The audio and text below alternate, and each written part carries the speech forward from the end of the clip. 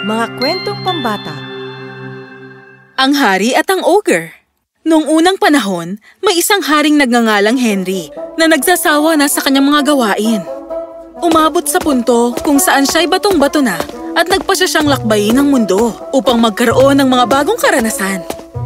Kaya, isang araw, ibinilin niya ang kaharian panandalian sa kanyang mga ministro. Iniwan ang mga mamahaling kasuotan at nagsuot ng damit na pang-ordinaryo. Ngunit bago siya umalis, humingi siya ng payo sa salamangkero ng kaharian. Wala pang nakadaan sa iyong tatahaking landas at ikaw ay makakakita ng mga halimaw na bubulagi ng iyong konsensya gamit ang mga tukso. Huwag kang magpapalinlang sa kanilang panlabas na kanyuan. Pumili ka ng wasto at tandaang lagi na hindi lahat ng kumikinang ay ginto. Tumango si Henry at nagsimula siyang maglakbay. Pagkatapos maglakbay ng ilang oras, siya ay napagod at nagpahinga sa ilalim ng puno ng mansanas.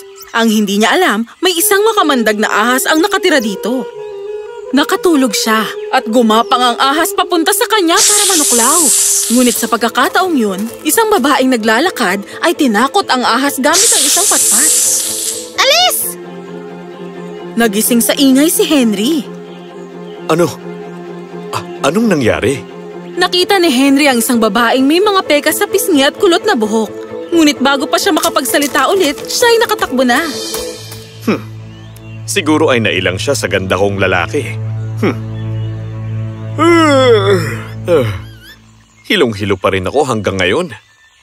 Maghihilamos muna ako ng muka. Naku po! Tignan mo ako! Napakagwapong binata! At tumatawa sa galak, itinuloy niya ang paglalakbay. Pagkatapos maglakbay ng ilang oras, nakarating siya sa isang pangit at gibagibang mansyon, kung saan may nakatirang ogre. Inimbitahan siya ng halimaw na maglaro ng dice. Pagpasok niya, napansin ni Henry na maraming alilang dalaga upang mag-alaga at maglinis ng mansyon. Isa sa kanila ay napansin ni Henry na sumagip sa kanyang buhay. Tunguli ka, Haring Henry. Ikinagagal ako na makakalabang kita sa laro ng dice dito sa aking mansyon. Bakit di ko sabihin ang mga panuntunan ng laro? Sige, ipaliwanag mo. Kapag natalo kita, kailangang may maibigay ka sa akin bilang kapalit. Ako ay magpapagawa ng bagong palasyo para sa'yo. Pag ako naman ang nanalo, bilang gantimpala, gusto kong pakasalan ng isa sa mga nakita kong dalaga. Manalo ka? Hinamon ako ng mga estrangherong nanggaling pa sa malayong kaharian sa larong ito. Ngunit wala pang nakatalo sa akin dito. Makikita natin kung ganon. Sisimulan na ba natin? Sige! At nagsimula ang isang matinding laro ng dice. Ilang oras ang lumipas at di naglaon, si Henry ang nanalo sa laro. Yan! Paano ba yan? Ako ang panalo. Sige na nga. Minalit ko ang husay mo. Sabihin mo, sino ba sa mga dalagang narito ang gusto mong pakasalan? Habang tinitingnan ng mga dalaga, ginusto ni Henry ang pakasalan ng isa sa kanila. Ngunit naalala niyang sinabi ng pantas. Hindi lahat ng kumikinang ay ginto. Ang gusto kong pakasalan ay siya. Elsie? Bakit siya? May mga dalagang mas maganda naman sa kanya. Maring mas maganda sila, ngunit siya ang gusto kong pakasalan dahil alam ko na siya ay isang mabait na tao. Nalilito, tumango ang halimaw at hinawakan ni Henry ang mga kamay ni Elsie. Maraming salamat sa'yo. Sinagip mo ang buhay ko. Ngumiti siya at magkasama nilang nilisan ng mansyon ng halimaw at bumalik sa kanyang kaharian. Sila'y nagpakasal agad at isang engranding kasal ang idinaos.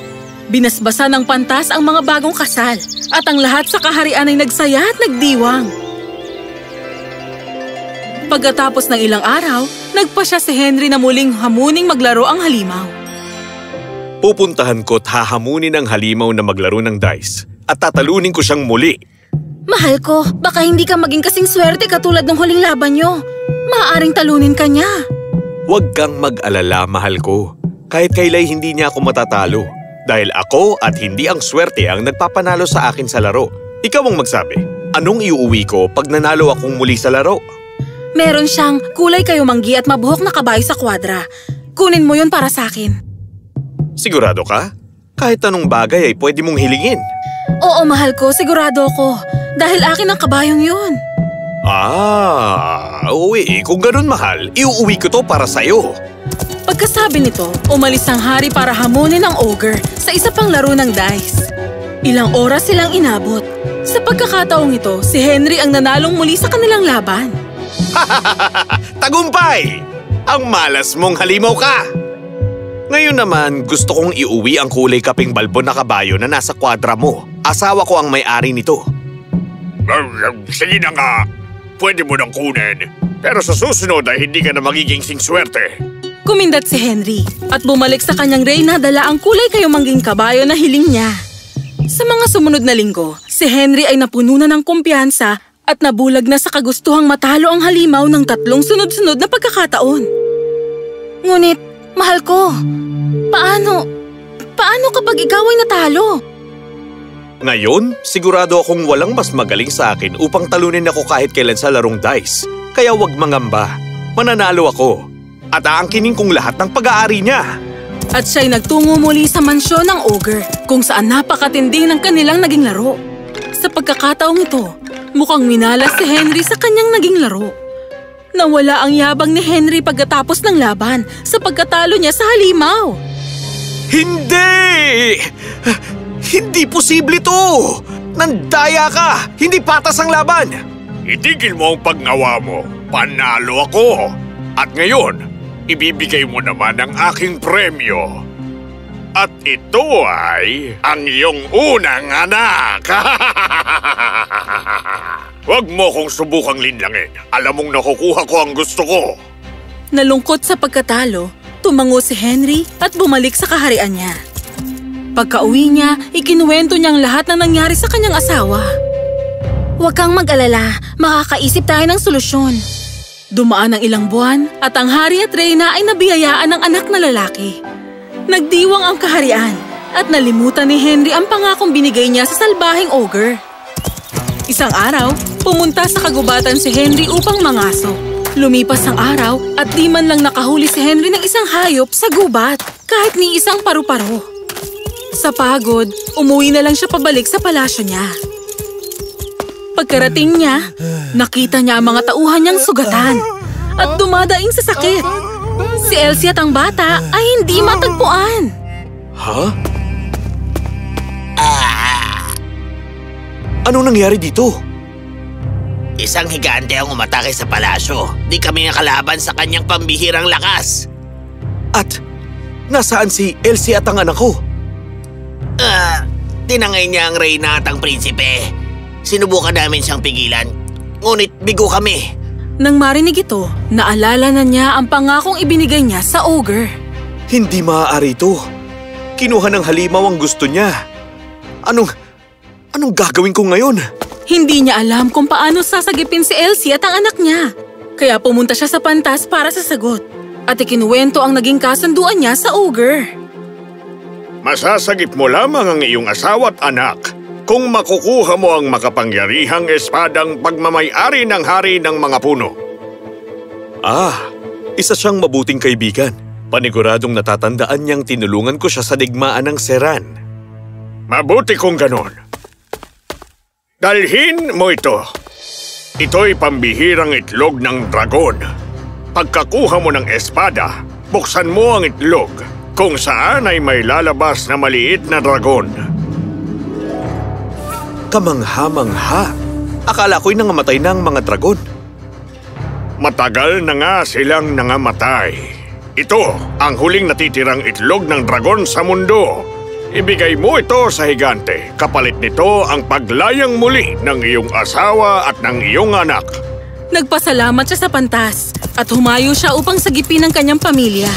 Sinadya niya ang hari ng oak na masaya namang inabot ang espada at nagtungo sa kuweba ng ogre dala ang itlog. Pagkarating niya sa kuweba, tumakbo siya paloob at nakita si Elsie na nakaupo sa gilid at nakikipaglaro sa anak. Oh, mahal ko, sa wakas ay dumating ka na. Nangulila ako sa inyong dalawa. Nangulila din kami sa'yo. Sino ang taong nangahas na sugurin ang aking kaharian dito? Ako ang haring si Henry at naparito ako para sagitin ang aking mag-ina. At bakit mo naman naisip na ganun ko lang kayo kadaling pakakawalan matapos kayong mabihag? May iaalok ako sa iyo kapalit ng kalayaan ng aking asawa at ng aking anak. Ano? Isang suhol? Mukha ba akong tumatanggap ng mga suhol? Sa tingin ko ay magugustuhan mo talaga itong dinala ko. Ito'y tunay na napaka-espesyal. Lumapit si Henry sa higante at inilapag ang itlog ng dragon sa sahig. Ito nga ba ang... Inilabas niya ang espada at inangat niya ito. Gamit ang buong lakas, hiniwa niya ang itlog. Nang mabuksan niya ito, sumilip mula sa itlog ang isang maliit na dragon. Isang maliit na dragon! Halika dito kay Mami! Matagal ko nang gustong magkaroon ng ganitong alaga. Labis ang aking pasasalamat. Sinong pinakamamahal kong dragon? Ang init-init! Tayo nang umalis bago tayo mapansin ulit. Sumakay sila sa kabayo at umalis sa kuweba ng higante. Nakabalik si Henry at ang kanyang pamilya sa palasyo at inutusan ng mga gwardya na hulihin ang ogre. Nahuli ang ogre at tuluyang ikinulong. Lahat ng mga dalaga sa mansyon ng ogre ay napakawalan. At nangako si Haring Henry na hindi na siya maglalaro ng dice kahit kailan. Dahil natutunan niyang ang labis na kumpiyansa ay masama, ngunit ang kasakiman ay mas malala.